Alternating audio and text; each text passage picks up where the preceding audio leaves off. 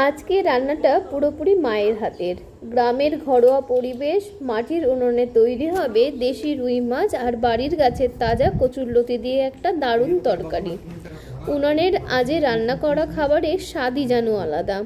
আর তার সঙ্গে যদি থাকে মায়ের হাতের ছোঁয়া, তাহলে তো কোনো কথাই নেই।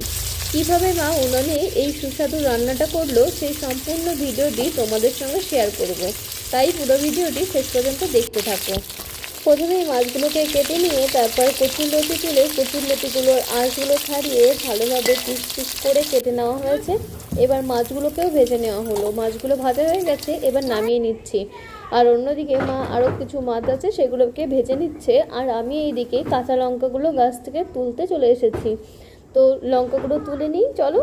গ্রামে এই রকম সুযোগ সুবিধাগুলো কিন্তু প্রচুর আছে। যেমন ধরো, বাড়িতে প্রচুর জায়গা থাকে আর সেই জায়গাতে প্রচুর ধরনের সবজি চাষ করা যায়। আর আমাদের বাড়িতেও অনেকটাই মোটামুটি জায়গা আছে। আমাদের অনেকেই সবজি চাষ করেছে মা, তোমাদের আগের ভিডিওতে দেখিয়েছিলাম। তো এইরকম সুযোগ সুবিধা যদি থাকে তাহলে তো কত ভালোই না হয় বলো। আমরা যারা বাইরে থাকি তারা কিন্তু এইগুলোকে খুবই মিস করি।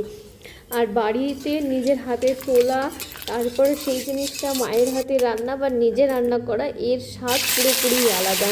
তো দেখো, প্রথমে তেল দিয়ে দিয়েছিল, তেলের মধ্যে ফোড়নে দিয়ে দিয়েছিল জিরে, শুধু জিরে দিয়েই এই রান্নাটা হয়ে যাবে। তারপরে দেখো কচুরলতিগুলোকে বেছে নিয়েছে, সেই কচুরলতিগুলোকেও দিয়ে দিল। তারপরে পরিমাণ মতো নুন আর হলুদ দিয়ে দিল। দেখো উনানে আগুনটা কত সুন্দর লাগছে। আর এইরকম যদি উনানে রান্না হয়, স্বাদটা কিন্তু দ্বিগুণ বেড়ে যায়।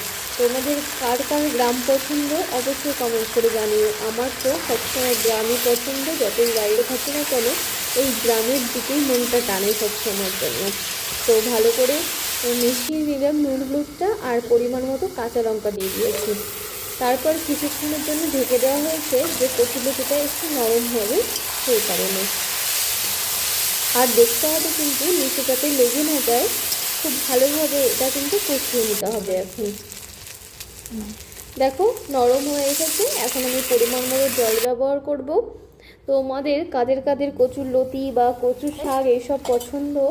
আমার কিন্তু এই যে কচু শাক বলো বা কচুরলতি, তারপরে যেটা কচু হয় বড় কচু বা মান কচু বলে, সেগুলো কিন্তু খুবই পছন্দের। তারপর দেখো দেশি রুই মাছগুলো ভেজে রেখেছিল, সেই মাছগুলোকেও দেওয়া হলো। এবার ভালোভাবে কিন্তু উনানে জালটা ঠেলে দিয়ে, মানে কাঠটাকে ঠেলে দিয়ে ভালোভাবে জাল দিয়ে নিতে হবে। আর নামানোর আগে দিয়ে দিতে হবে শুধু জিরের গুঁড়ো, আর কোনো মশলা যাবে না এটাতে। এর স্বাদ এত যে ভালো হয় কি বলবো, তোমরা যে যে খেয়েছো তারা